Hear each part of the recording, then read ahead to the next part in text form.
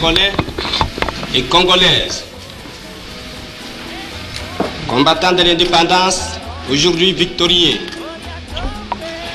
je vous salue au nom du gouvernement congolais. À vous tous, mes amis, qui avez lutté sans relâche à nos côtés, je vous demande de faire de ce 30 juillet 1960 une date illustre que vous garderez ineffaçablement gravée dans vos cœurs, une date dont vous enseignerez avec fierté la signification à vos enfants, pour que ceux-ci, à leur tour, fassent connaître à leurs fils et à leurs petits-fils l'histoire glorieuse de notre lutte pour la liberté.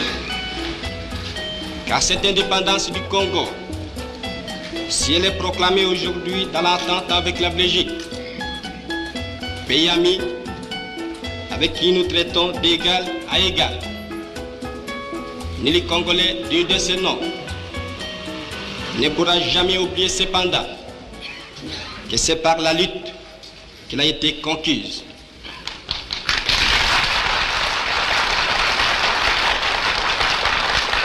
Le 30 juin 1960, le Congo entrait dans l'histoire. Ce jour-là, ce n'est pas seulement un drapeau qui s'élève dans le ciel de Léopoldville. C'est un peuple entier qui relève la tête. Un peuple qui pour la première fois regarde l'avenir avec ses propres yeux. Dans les rues, les chants remplacent le silence.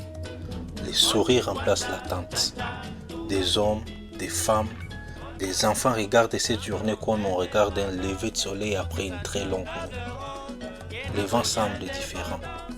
L'heure semble différente. Même le ciel paraît avoir changé de couleur.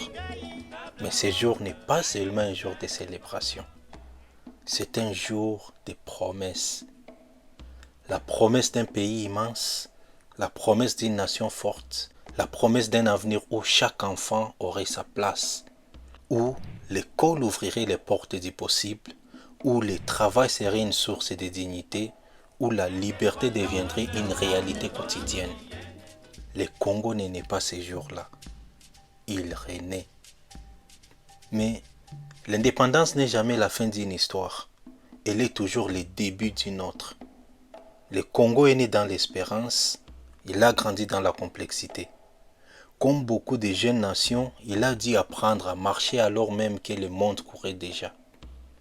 Il a connu des moments de confiance et des moments de doute, des périodes de construction et des périodes d'incertitude, des avancées et des ralentissements. L'histoire du Congo n'a jamais été une ligne droite. Elle ressemble davantage au cours immense du fleuve qui traverse les pays. Parfois calme, parfois puissant, parfois imprévisible, mais toujours en mouvement. Et malgré les épreuves, le Congo est resté debout. Parce qu'au-delà des événements, au-delà des difficultés, il y avait toujours quelque chose de plus fort. Son peuple. Pendant que l'histoire s'écrivait dans les livres, les Congolais continuaient d'écrire la leur chaque matin. Les enseignants continuaient d'ouvrir des horizons, des médecins continuaient de sauver de vies, les agriculteurs continuaient de nourrir des familles, les commerçants continuaient de faire vivre les marchés. Les artistes continuaient de faire voyager le nom du Congo bien au-delà de ses frontières. Les parents continuaient de croire en leurs enfants et les enfants continuaient de rêver plus grand que leur réalité. Car la plus grande richesse du Congo n'a jamais été sous sa terre. Elle a toujours marché dans ses rues, étudié dans ses écoles, travaillé dans ses ateliers, chanté dans ses studios, joué sur ses terrains. La plus grande richesse du Congo a toujours été son peuple. Aujourd'hui, une nouvelle génération s'élève. Une génération connectée au monde. Une génération qui apprend, qui crée, qui entreprend. Une génération qui ne veut plus seulement raconter l'histoire du Congo, mais écrire son prochain chapitre. Dans les universités, dans les entreprises, dans la technologie, dans l'agriculture, dans l'art, dans l'éducation, quelque chose est en train de grandir.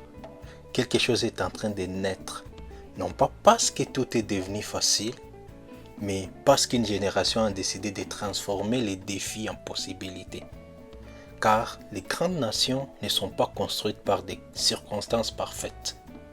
Elles sont construites par des peuples qui refusent d'abandonner.